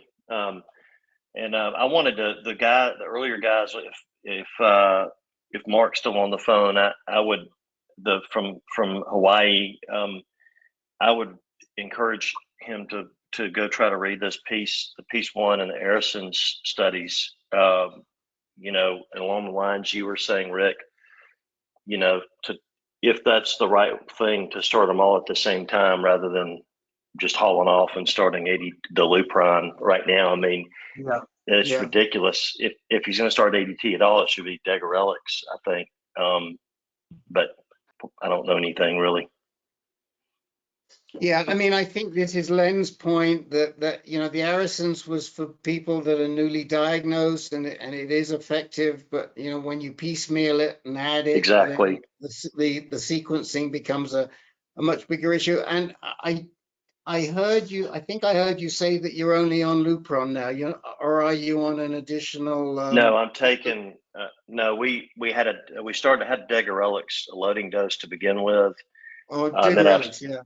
But then I switched over to, and I would encourage all the guys on the phone call to look at Orgovyx. It's a one pill a day, you know, and so I take that and abiraterone. Oh, so you are on Abby. Okay, yep. That's what I was wondering. Okay. Okay. Thank you. Well, it's great to see you. Tanned, healthy. We love to see that. Okay. Thank you. Thanks, guys. Okay. Hey, by the way, it's good to see Ken here and Dennis. Haven't seen you in a while, Ken. Hope things are going all right. But before, hey, Dennis, how are you doing? I'm doing coming back slow but sure. Good. Got a lot of family help here. Got one daughter still here, helping out with cooking and all kinds of stuff, and making sure I eat the right stuff. And he's slowly enough, but it was a harrowing experience for sure. Right. Pretty scary. Okay. Just getting the strength back after 17 days flat on your back with no food. So it's taking a while to get that back. It's so good to see you on the call, Dennis. Right. Thank you, guys. Julian, you're up. Just a quick question. I'm taking Nubeqa+Orgovyx right now and wondering if anybody's had any experience with that combination. It's so new. They're both new. You're sort of like the pioneer. Yeah, I mean, I was taking, yeah, Peter? Yeah, but I can't really speak to it because I wasn't on the Orgovyx very long, but I've been on Nubeqa. Well, I'll tell you that it's a better experience with the Lupron and the Zytiga. My hot flashes are less. It's really nice. Yes, So, I agree. It is much better. Yeah, that's all. Thank you. Okay. Dave Keller. He's left, Herb. Left. Okay. Thanks. That means John Schuchter, are you still here? I think he may have left too. Okay. Well, we are moving along here, right? Is Don Kramer still here? No. He put a long note in the chat window, and I don't know if I'd have to go back and look at that note and see if he said he was leaving. I just got appeal approval for PSMA from River USA. Okay. So he just put a long note to everybody in the chat window. All righty. George Southiere, you're up. Yeah, hi everybody. Can you hear me? Yep. Yes, we can. Well, it's nice to see Rick and Len, and there's a lot of new guys. I'm so happy that the group has expanded. I used to come to the group fairly frequently when I had, when I was getting treated, and I stopped coming for a while because I'm actually doing pretty well. I had Denovo metastatic disease in 2014. My baseline PSA is 94 because I was 50 when I got it. So that was my first PSA. And CAT scan showed spinal cord compression. I had weakness in my legs. I had it in other spots too, ribs, humerus, femur, pelvis. So I never got a prostate biopsy. Back then they just treated you. So one thing I would advocate for people is to get more than one opinion. I got 4 opinions from 4 GU docs. And I saw 3 in Boston, and they basically said, the radiation guy said, nothing I can do for you. And a couple others were going to just give me Lupron and see how things go. So I found Dr. Myers in Virginia. He retired. I don't know if he's still doing research. He was going to go back to the NIH and do research. But he treated me with the shotgun approach. I got everything. I got Firmagon. I got docetaxel, 6 rounds. I got enzalutamide, metformin, some other supplements, vitamin D, calcium, and he recommends a certain diet to use. I followed his advice to the T, and I had 2 spinal surgeries. The first one was emergent because it was compressing my spinal cord at L4, and it was going up to my thoracic spine too. So I had a long fusion done on my back initially, and radiation therapy for the spinal mets. Unfortunately, I had to have another surgery 2 years later, same thing, because the first one didn't heal. So I was on high doses of opiates for quite some time, and I had chronic pain, neuropathy, pain in my back, my spine. So, this went on for a few years, and finally the surgeon said, well, you don't need the pain medication anymore. But I couldn't get off it. And I just recently got off it after 8 years. I was on high dose OxyContin, Duragesic, fentanyl, and it's been about 6 weeks now, and I'm still having withdrawal symptoms from the narcotics. My pain is much better off the narcotics, so I recommend that nobody goes on high doses of narcotics for bone pain, because it actually causes more pain. And I'm doing pretty well as far as the cancer goes. I mean, they biopsied my prostate. They were going to radiate it, and they did 14 biopsies, all negative. So I still have my prostate, and it's functioning.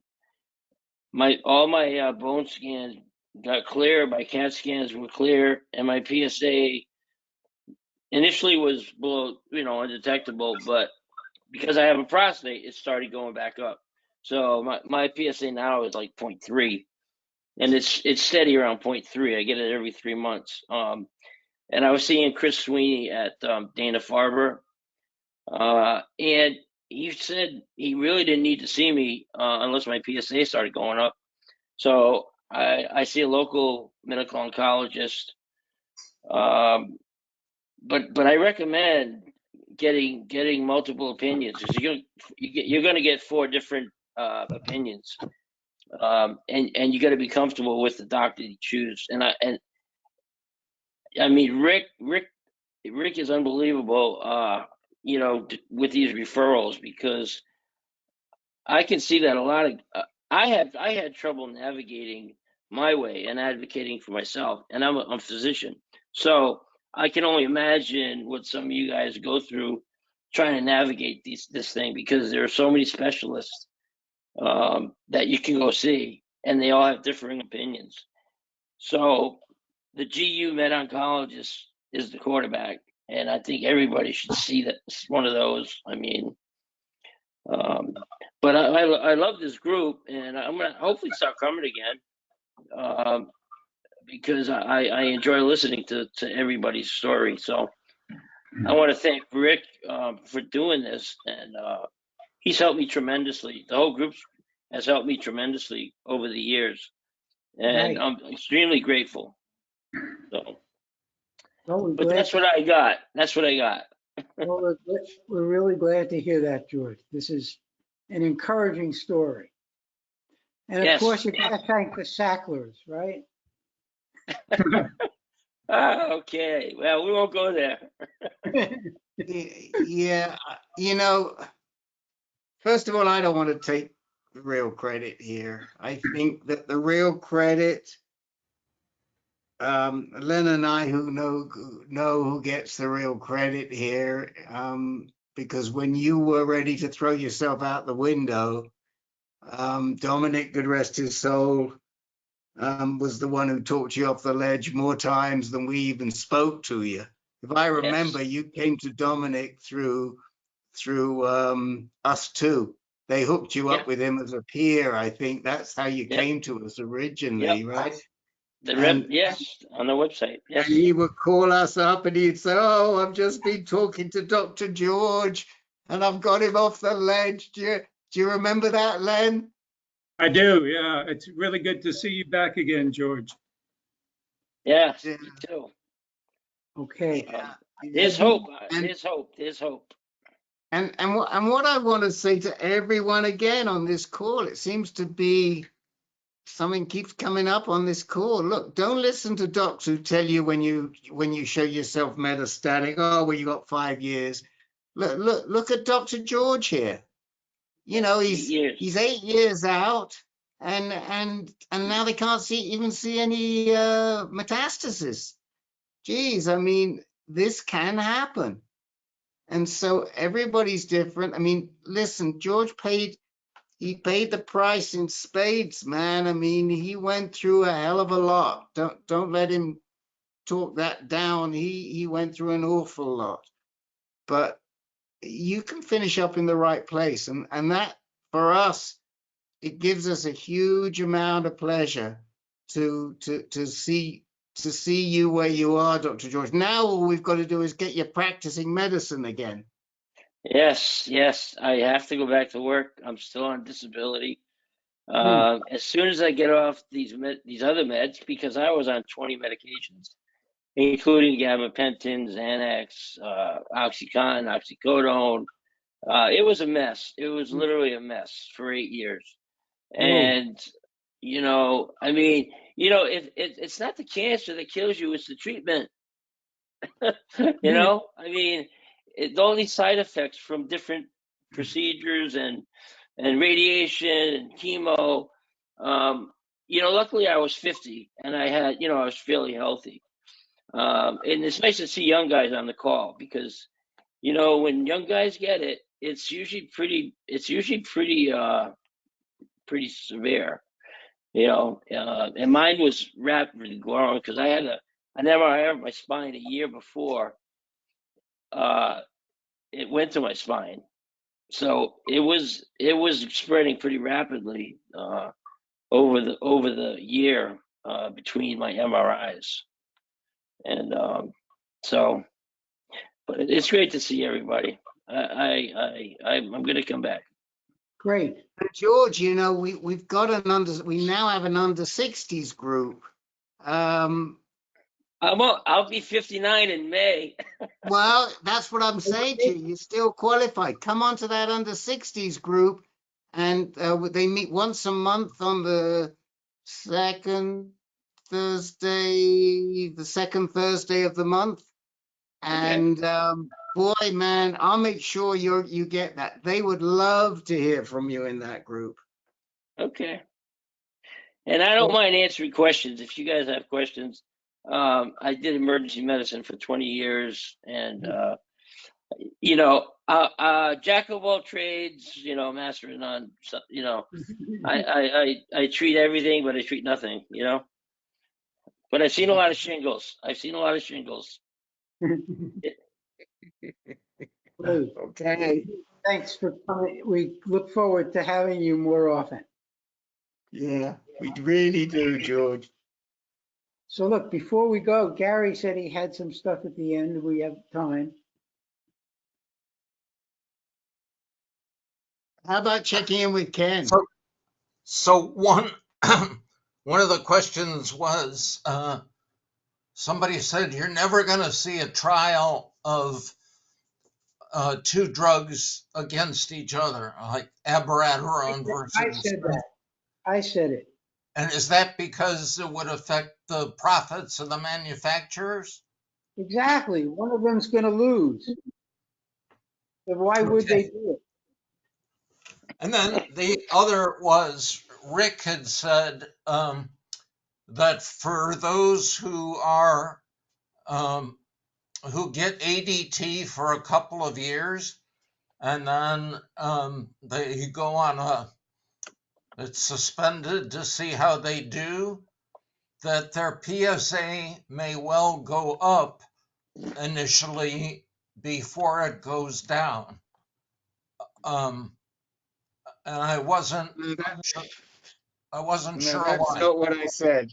No, it wasn't with respect to a holiday, George. It was with respect to what happens when you are initially treated with radiation and hormone therapy. So we're not talking in a recurrent situation. We're talking about guys like myself who had stage 3, Gleason 8. I was treated initially with 2 types of radiation therapy and hormone therapy, and I was on it for 28 months. And in a situation like that, your PSA can go up before it comes down. That's very different to intermittent hormone therapy. What about when you just stop ADT? Does it? The reason why the PSA goes up before it comes down has to do with the radiation. It's not the ADT. Okay. Thank you. Okay, we're sort of getting to the end, but actually I missed a few people who were late, and we lost Carl. But Stan, George, or Larry, and Ken, do you have anything you'd like to bring up tonight before we go? Thank you, Herb. I'm good. I'm good, Larry. Herb. Thank you. Let's just hear from George Denyon, because he's got a good story to tell. So maybe we can close out with when I say a good story, success. I want to hear Ken's story about how he's doing. Ken's not on the call. I don't see Ken on the call anymore. You don't? I do. You? Yeah, he's down Oh, there. He's down at the bottom. Yeah, I'm still here, but I can wait or give it next week. No big deal. I was late. It's up to you, Herb. So George, go ahead, and then if let's see. Well, I don't know where to start. I was first diagnosed in September 2011. My PSA was 36, my Gleason was 8, and I went to clinical trials for treatments, and I was on the chartered study with Taxotere, and that proved very effective. I was on abiraterone for about 5 or 6 years. I had the side effects of heart problems. I had 2 heart procedures with that. Then I went on enzalutamide, and enzalutamide didn't work at all. My PSA went from 6 to, well, it's over 70 now. I've been on chemo for the last, well, I've had four treatments of cabazitaxel, and my PSA has continued to rise. I'm now in the mid 70s. But I have Kaiser as my insurance, and Kaiser now only writes Advantage plans. And for those of you who might be thinking about switching to an Advantage plan in the future, please don't do it. It's the worst thing you can do. You assign all your Medicare rights to your plan. So you can't use your Medicare card anyplace. I applied for 3 different referrals in Kaiser. They refused all 3 of them. 2 of them were out of the plan. I expected that. There was one who was recommended out in California. Rick told me about her. And she's a Kaiser doctor. I applied to Kaiser for that. I was turned down for that. So I was just having a bad spell of it. I asked for a consulting visit at Hopkins or at Duke. I was turned down for that. But today was like the resurrection, the day after Easter for me.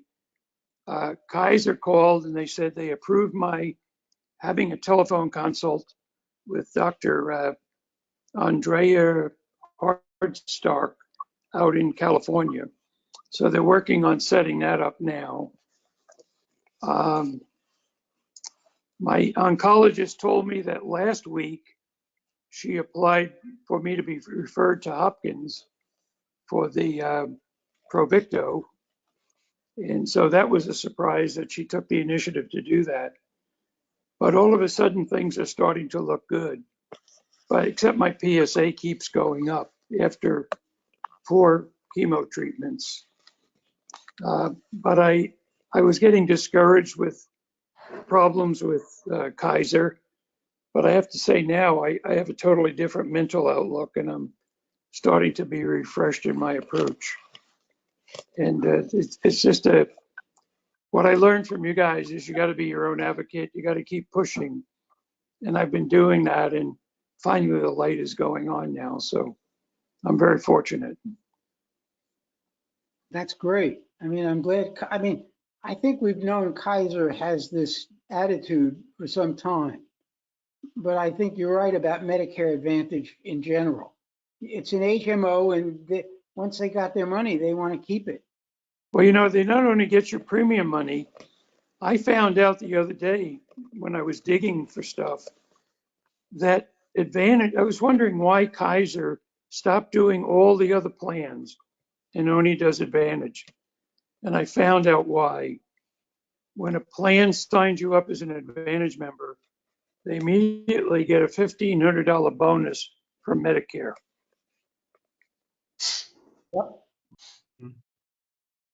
I quite agree. I've got standard Medicare and I'm really glad.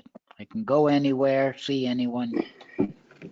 Hardstark is my oncologist, and she has been really good. And the one thing I like about Kaiser is that I've got problems with arthritis. I immediately get an appointment. I mean, I have problems with my spine. I immediately get an appointment. I have problems with my heart, and it's like, do this scan, and then you get a cardiologist. And there's no waiting. For an orthopedist, there's no waiting. And it's when you're in the outside world, a lot of times you have to wait weeks, many weeks to get an appointment. And I found the care has been great. I mean, the radiation I've had so few, no side effects, but that's my attitude about Kaiser specifically. Well, But you're very lucky, Jeff, to be in the immediate region where Dr. Hardstark practices.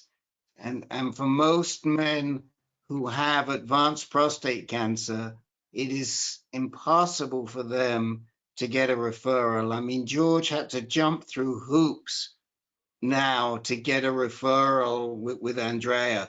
And they finished up issuing him a California Kaiser number for him to get it. It's just not easy. And the problem with Kaiser is in most cases, even if you've got a great doctor like Andrea, she can't even, she can't prescribe the treatment she wants to prescribe. So, I mean, that, I would have to say, I mean, I I'm have on it never a lot. seen that. I've not seen that she's given me Yeah, anything because I've you, asked. thank God. Yeah, but because thank God you're, the protocols that you've needed have all been covered. But wait until you get, God forbid, you get to a point where your treatments don't work.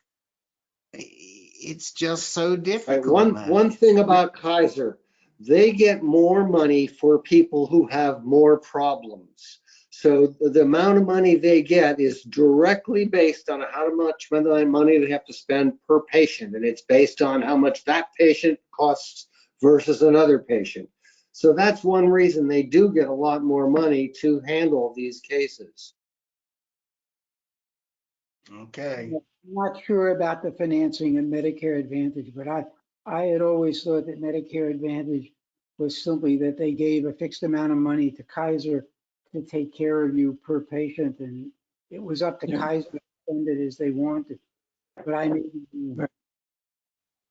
So I just want to give a shout out to George for not giving up, and we're getting there. And George, I don't know if Hopkins is going to have this Pluvicto first, or Duke is going to have the Pluvicto first, but let's hope that we can get it into you quickly. So that's a great segue for you, Herb, to go to Ken.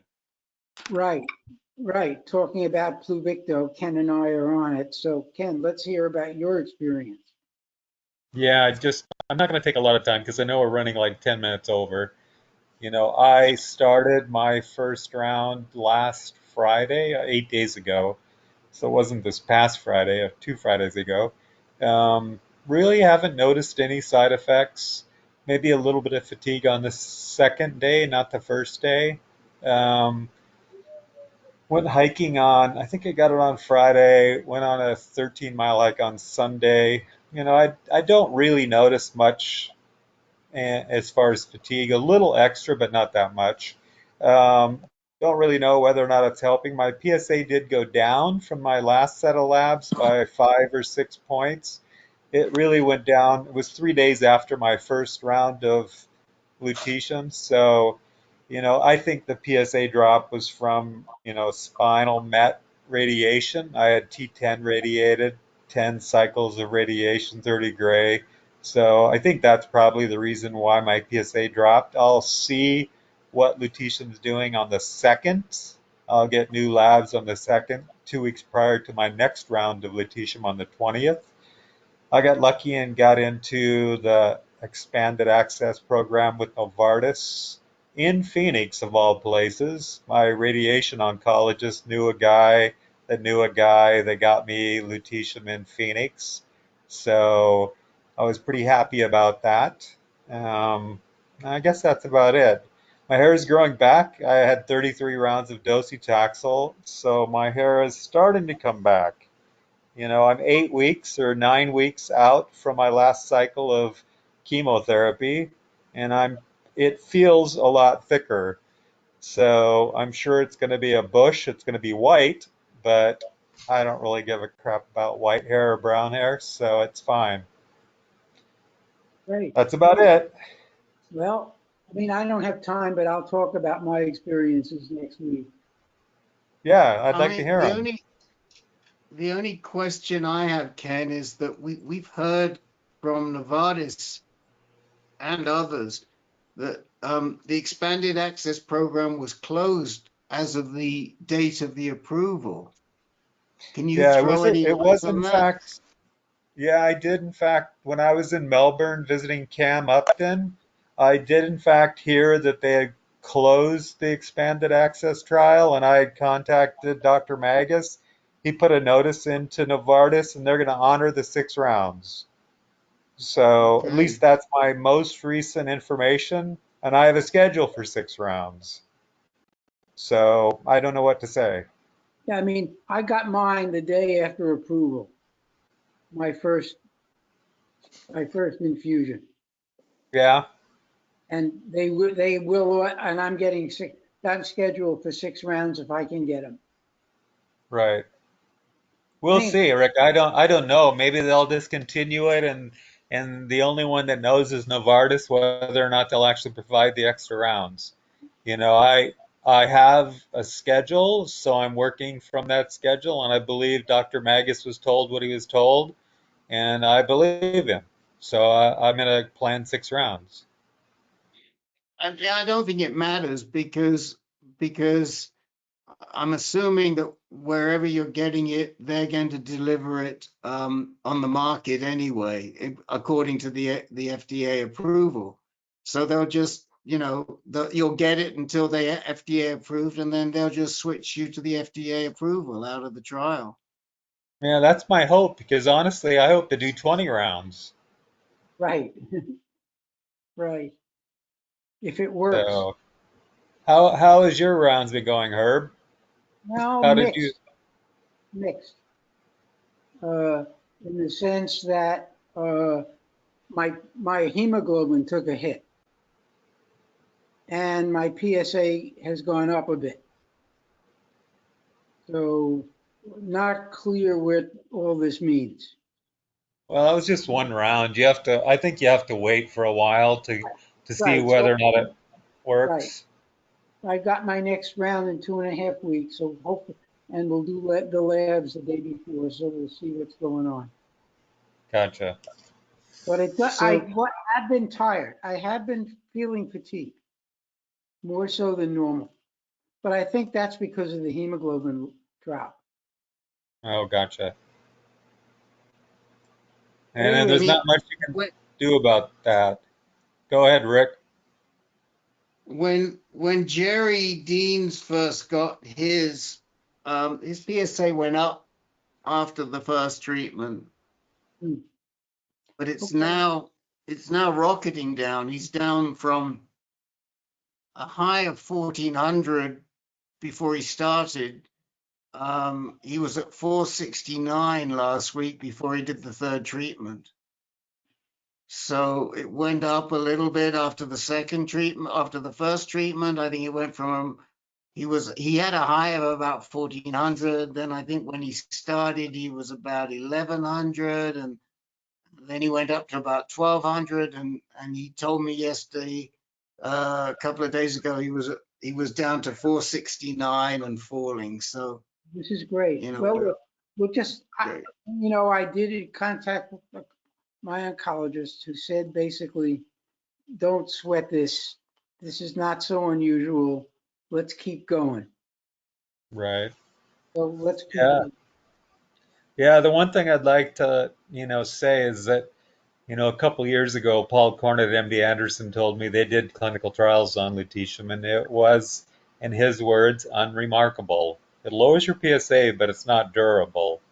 So keep in mind that you're going to have stuff down the road to take its place. Yep. So even Peter Mack, Ben Tran at Peter Mack in Melbourne had made a similar comment that he wasn't really happy with the end result. And they've done lots of trials. They've done it for 3 years, and he's not superly impressed with lutetium, at least as it is today. He thinks they'll tweak it and it'll get better. But, I'm happy just to buy 9 months. And if the FDA, if they can get it into our insurance system and we can get it for 8 or 12 months and it continues to work, I'd be happy with that. So until something better comes along. I agree. Absolutely. All right, So, that's it for me. You guys.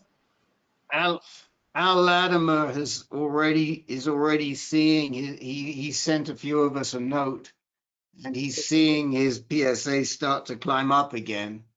So he went from however it was 60, 70. He dropped all the way down to, I think, 1 point something, and now he's already at 3.5. So yeah, I mean, I think we recognize it. It's not.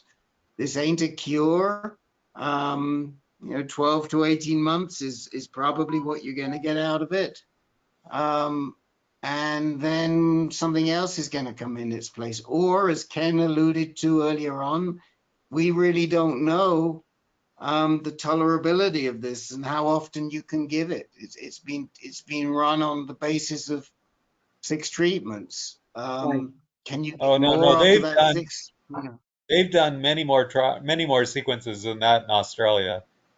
Some guys have done 12 to 10, 12 to 13 treatments. So it just depends on how long it's effective.